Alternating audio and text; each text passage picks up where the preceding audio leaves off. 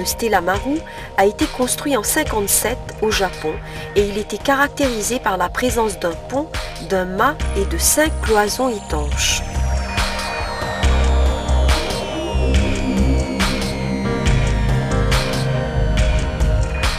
Le sabordage de ce bateau a duré 3 heures. Durant cette opération, la cargaison de ferraille s'est déplacée dans la cale en provoquant un chavirement brusque et le bateau s'est finalement couché sur son côté tribord.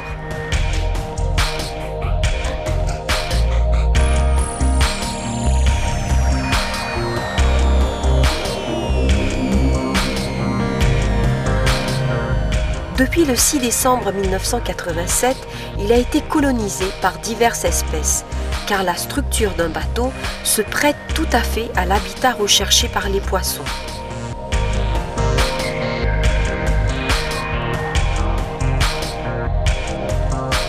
Que serait-il advenu de ce bateau?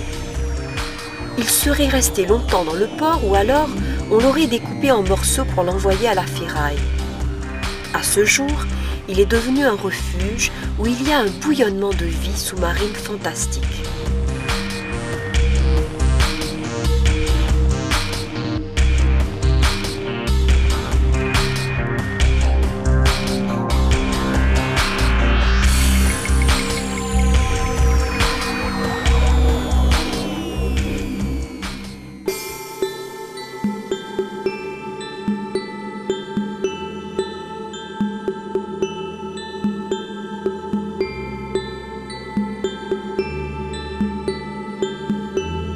Après un repérage des lieux, Agnès s'engouffre dans le ventre de l'épave et la découverte est magique.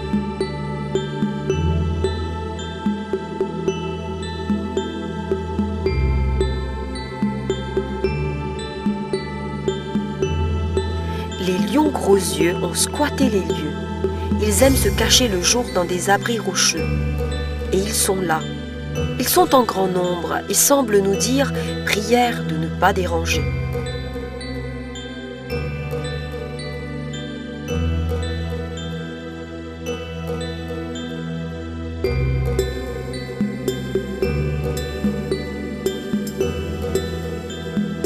La visite guidée se poursuit.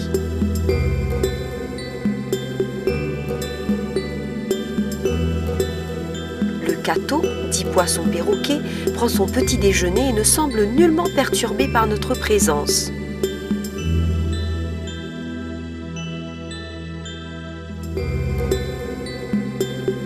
Voici enfin la gardienne du Stella Maru. Il semblerait que Féroze ait du souci à se faire, car sa murène javanaise semble avoir craqué pour les beaux yeux de Xavier. Le contact est furtif et c'est ce qu'on appelle un coup de foudre sous l'eau. Après une rencontre comme celle-ci, on se ressaisit.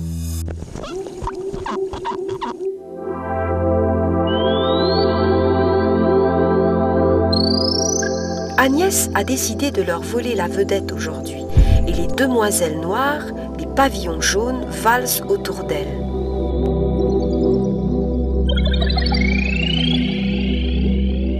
Nouvelle rencontre sympathique avec les poissons-chats qui se déplacent en banc compact et qui migrent sur le sable et les herbiers.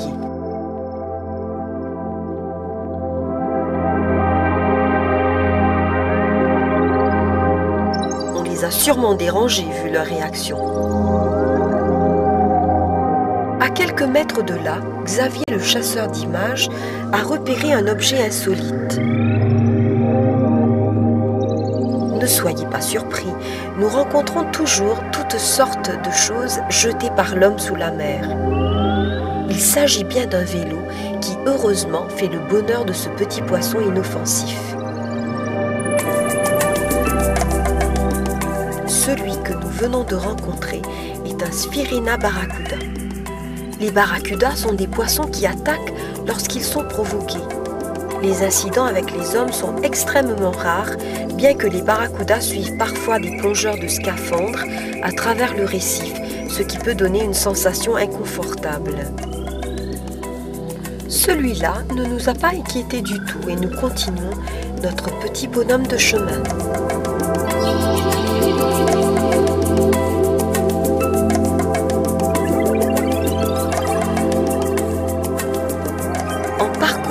longueur du Stella Maru, nous réalisons le travail louable qui a été fait par les hommes et du résultat grâce à la colonisation dans un premier temps des algues et puis celle des coraux à la longue. Quelle formidable complicité entre l'homme et la nature! L'île Maurice a été l'un des premiers pays à créer de tels récifs et la région nord regroupe à elle seule 8 épaves transformées en récifs artificiels. Le Stella Maru est devenu désormais le domicile de nombreuses espèces subaquatiques.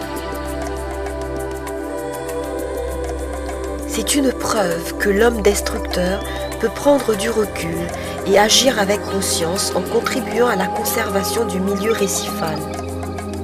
Le Stella Maru n'est pas seulement un site de plongée, mais c'est devenu un site pour pêcheurs, un site touristique, et sa fonction en tant que récif artificiel est vitale. Car, à partir d'une zone biologiquement pauvre, les citoyens avertis ont créé un réservoir de reproduction capable de reconstituer un riche écosystème.